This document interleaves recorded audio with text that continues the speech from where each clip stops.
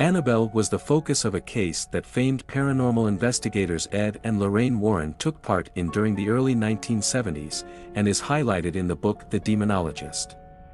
It has been stated that this is one of the most unusual cases of a possessed object on record. In 1970, a mother purchased an antique Raggedy Ann doll from a hobby store. The doll was a present for her daughter Donna on her birthday.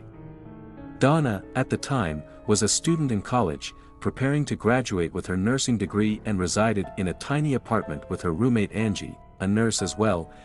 Pleased with the doll, Donna placed it on her bed as a decoration and didn't give it a second thought until a few days later. Within that time, both Donna and Angie noticed that there appeared to be something very strange and creepy about the doll. The doll apparently moved on its own, relatively unnoticeable movements at first, like a change in position, but with the passage of time, the movement became more noticeable.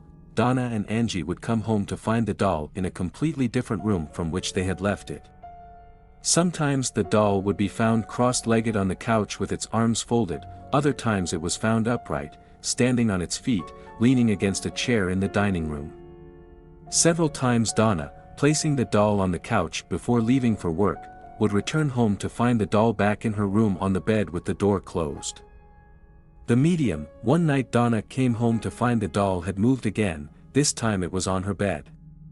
Donna had come to find that this was typical of the doll, but somehow she knew this time it was different, something wasn't right.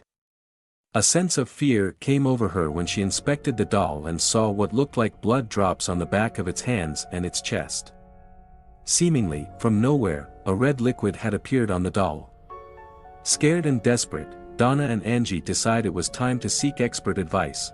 Not knowing where to turn, they contacted a medium and a séance was held. Donna was then introduced to the spirit of Annabelle Higgins. The medium related the story of Annabelle to both Donna and Angie. Annabelle was a young girl that resided on the property before the apartments were built. She was a young girl of only 7 years old when her lifeless body was found in the field upon which the apartment complex now stands. The spirit related to the medium that she felt comfort with Donna and Angie and wanted to stay with them by moving into the doll. Feeling compassion for Annabelle and her story, Donna gave her permission to inhabit the doll and stay. They were to soon find out, however, that Annabelle was not what she seemed. Later that week Donna saw that the doll or Annabelle was ripped and had jagged cuts along her mouth. One night Donna awoke to some singing like a little girl. She walked into her bathroom to see Angie dead with the words "wanna play" written in the blood of her friend. The doll was never found. Lou was friends with Donna and Angie and had been with them since the day the doll arrived. He had never been fond of the doll and on several occasions warned Donna that it was evil, saying that she should get rid of it. However, Donna had developed a personal tie to the doll and decided to keep it, despite Lou's feelings. Her decision was a terrible mistake. One night Lou awoke with a jolt of terror, a jolt that didn't seem like it was from his usual nightmares. Somehow, something felt different. What would appear to be a common case of sleep paralysis became all too real. He looked around the room but couldn't discern anything out of the ordinary. At first anyway. Looking down toward his feet he saw the doll, Annabelle. It began to slowly glide up his leg, moving over his chest and stopping at his neck. Helpless against it, the doll began to strangle him. After a moment Lou, at the point of asphyxiation, blacked out.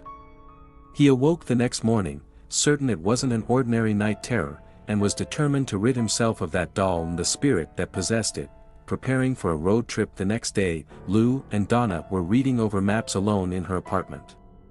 The apartment was eerily quiet. The silence was broken when rustling sounds coming from Donna's room aroused fear that someone had broken into the apartment. Lou, determined to figure out what was causing the noise, quietly made his way to the bedroom door. He waited for the noises to stop before entering and turning on the light. The room was empty except for Annabelle, whom was tossed in a corner on the floor. Lou searched the room for signs of forced entry but nothing was out of place. As he got closer to the doll he got the distinct impression that somebody was behind him. Spinning around, Lou found that despite his unease, nobody besides himself and the doll were in the room. Then in a flurry of motion he found himself doubled over in pain, with blood dripping from a cut on his chest. Upon opening his shirt, there on his chest were what appeared to be 7 distinct claw marks. Today, I hope you enjoyed this article, and should you ever want to visit the infamous Annabelle, she can be found at the Warren Occult Museum in Moodus, Connecticut. The museum is run by Lorraine Warren, the famous paranormal investigator, and now frequent guest on the television show Paranormal State. Housed in a glass case at the museum you will find Annabelle. Mrs. Warren relates that Annabelle still moves about occasionally and is still known to make growling noises at unsuspecting visitors.